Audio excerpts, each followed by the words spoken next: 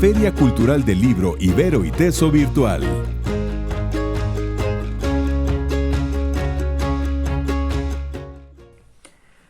Buen día, sean ustedes bienvenidos a la presentación de este libro, Alemania, de Heinrich Heine, que se realiza en el marco de la Feria Cultural del Libro Ibero y Teso. Es para mí un verdadero honor poder decir algunas palabras ante ustedes y agradezco muchísimo la invitación que se me ha hecho. Mi nombre es Miguel Ángel Palma Benítez y soy el editor y el autor del estudio preliminar que acompaña esta nueva edición de la Alemania, publicada en 2019 por el Programa Editorial de la Coordinación de Humanidades de la Universidad Nacional Autónoma de México, en la colección Nuestros Clásicos que dirige el escritor, editor y académico Hernán Lara Zavala. Quiero dedicar estos minutos a decir unas cuantas cosas sobre lo que ustedes pueden encontrar en el libro, pero me gustaría comenzar diciendo algunos comentarios sobre la colección Nuestros Clásicos. Esta colección es una de las más emblemáticas y de más tradición en la universidad. Desde su primer título, publicado en 1957, se ha propuesto brindar al público universitario, pero también a los lectores comunes, títulos canónicos de la literatura universal. Por títulos canónicos me estoy pensando, por ejemplo, en los cuentos escogidos de Edgar Allan Poe, en Madame Bovary de Gustave Flaubert, pero también en clásicos de la lengua española, como La Regenta de Leopoldo Alas Clarín o La Vorágine de José Eustacio Rivera. Estos títulos, además, son presentados por un autor reconocido o algún especialista en el tema. Pienso, por ejemplo, en la introducción que Rosario Castellanos escribió para La vida de Santa Teresa, o en el prólogo de Carlos Fuentes para Orgullo y Prejuicio de Jane Austen. Y pienso también en los últimos títulos que ha publicado la colección, por ejemplo, Cumbres Borrascosas de Emily Bronte, que presenta a Victoria Ocampo, Dublineses de James Joyce, presentado por Hernán Lara Zavala, y el gran clásico de la lengua española, Don Quijote de la Mancha, cuyo prólogo en esta hermosa edición corre a cargo del poeta que nos ocupa, Heinrich Heine, y que es una de las más bellas invitaciones a leer el Quijote. Ahora bien, quizá a muchos de ustedes el nombre de Heine les resultará conocido, y quizá habrán tenido la oportunidad de leer en Twitter o en el Museo de Memoria y Tolerancia, o en algunos artículos académicos, estas palabras suyas. Ahí donde se queman libros, se terminará por quemar también a las personas. Estas palabras están tomadas de su tragedia Almanzor, de 1823, y a menudo se han leído como una profecía del ascenso del nacionalsocialismo. Pero Heine no solo fue un poeta, sino que también fue un periodista y un ensayista de altísima calidad que vivió en la primera mitad del siglo XIX, hasta 1831 en Alemania, donde publicó en 1827 el libro que le ha dado fama, Buch der Lieder, o el libro de las canciones, como se conoce en español. Desde 1831, él vivió en la capital francesa, en París, donde se convirtió en corresponsal de varios periódicos alemanes y también comenzó a publicar en las revistas parisinas de la época. Entre ellas, la mítica Revue du Monde, que se sigue publicando y en la que también aparecieron algunas de las secciones que integran este libro. Alemania fue publicado en París en 1855, es decir, un año antes de la muerte de su autor, pero en esencia recoge trabajos escritos a lo largo de 2 décadas, más o menos desde 1833.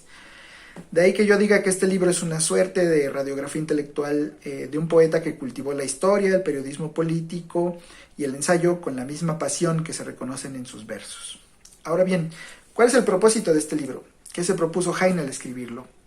Bueno, para que se hagan una idea muy rápida de Alemania, este se encuentra dividido en 10 secciones. Y Heine mismo nos cuenta de qué tratan esas secciones. En las primeras 5 dice, él se propuso presentar ante el público francés la historia de lo que él pensaba que eran los 3 pilares del pensamiento alemán: la filosofía, la religión y la literatura. Y en las últimas 5, el poeta quiso, según sus propias palabras, revelar a ojos del público francés lo que el pueblo alemán tiene de más íntimo y nacional, y aquello que expresa la esencia de su alma fuerte y soñadora a la vez: las tradiciones y leyendas que viven en boca de las personas humildes y de las cuales las mejores y más originales nunca han sido escritas. ¿A qué se refiere Heine con esto? Bueno, a inicios del siglo XIX en Alemania, pero también en otros lugares de Europa, hay un impulso por recuperar las tradiciones y canciones de la gente común, campesinos, leñadores, ancianos. Y quizá el ejemplo más conocido y que ustedes pueden ubicar perfectamente es el de los hermanos Grimm, quienes llevaron a cabo algunas recopilaciones de cuentos para niños y de tradiciones alemanas, a menudo remontándose a fuentes medievales. En Alemania, además, y esto es algo extraordinario porque no muy a menudo se ve, Heine se propuso contarnos en sus Confesiones del Autor, la parte 10, la que cierra el libro, por qué escribió este libro y cómo fue que llegó a París. El poeta mismo recomienda a sus lectores que inicien por la lectura de las Confesiones, y es algo que yo también les recomiendo para que tengan una visión muy clara de lo que les espera al leer el libro. ¿Por qué digo esto? Bueno, yo podría decirles que lo que ustedes encontrarán en este libro, en la Alemania, es en esencia una historia intelectual y de la literatura alemana.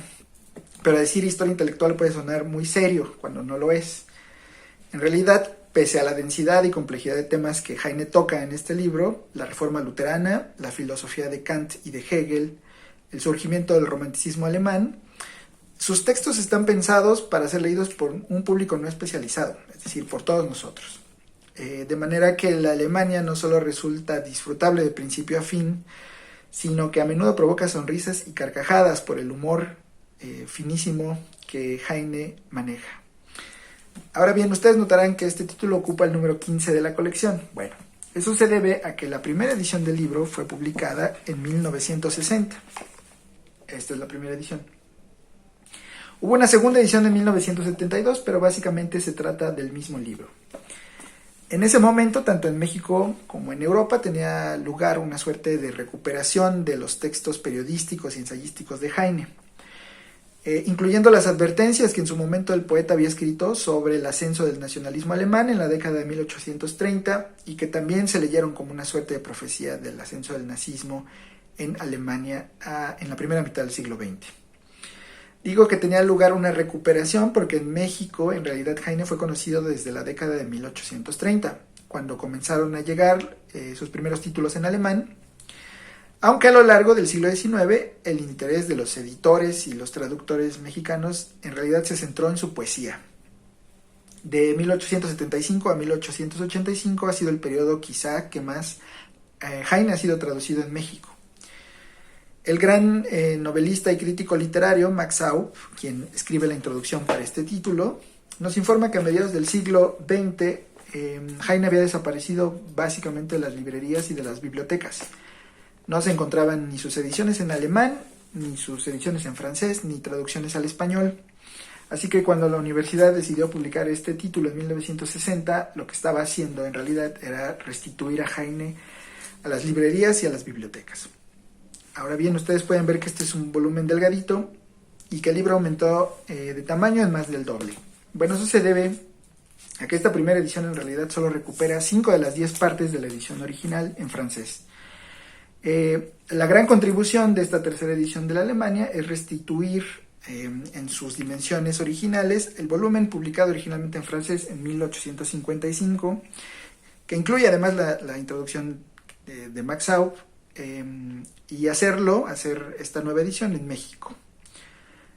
Ahora bien, aunque yo soy editor y traductor, mi formación académica es de historiador. Y aquí quizá vendría a cuento la pregunta de por qué un historiador estudia y edita a un poeta.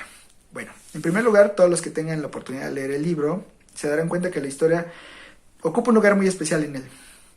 Heine fue un gran lector de textos históricos y vivió además en un momento en que la historia comenzaba a profesionalizarse. ¿Qué quiero decir con profesionalizarse? Bueno, que en ese momento surge la idea de que el historiador, para ser historiador, tenía que pasar por las universidades alemanas, por las universidades 4, 5, 6 años, para aprender los rudimentos de la historia, la lectura crítica de fuentes, la narración imparcial del pasado. Además, en ese momento, por historia se entendía sobre todo historia política y diplomática, es decir, la historia de la relación entre estados. Heine vivió además en una Alemania en la que buena parte de los historiadores formaban parte de una élite de funcionarios públicos muy cercanos al gobierno de Prusia, que era el estado alemán más poderoso de la época, que para Heine encarnaba todo lo que no representaba Francia, los ideales de libertad, igualdad, fraternidad, libertad de prensa. Los historiadores prusianos, los historiadores alemanes, eran para Heine una suerte de escritores a sueldo y sus historias eran secas, aburridas, a veces escritas en un lenguaje incomprensible que impedían a la mayor parte de la población que tuviera acceso a sus obras. Esos libros de historia además estaban centrados en las gestas de los reyes y en los crueles héroes de la guerra, dice el poeta. ¿Quién compuso el poema de Los Nibelungos?, se pregunta Heine. ¿Quién ideó la cúpula de la Catedral de Colonia?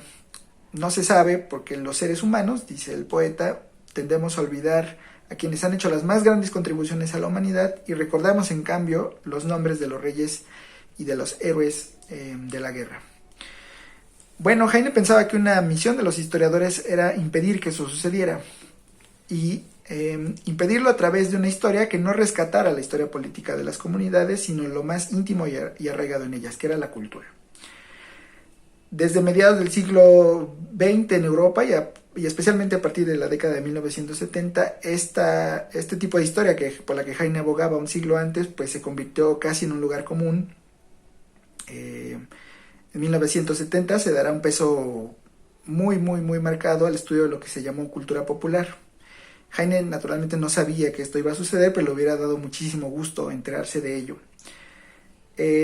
Claramente Heine es un poeta y creo que como tal hay que leerlo, pero la lectura de Alemania me enseñó que los historiadores tienen mucho que aprender de los poetas en general y de Heine en particular.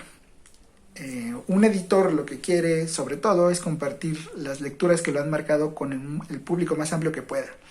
Y esto me llevó a sugerirle hace algunos años al director de la colección, Hernán Lara Zavala, la reedición de este libro, que felizmente se publicó hace unos meses.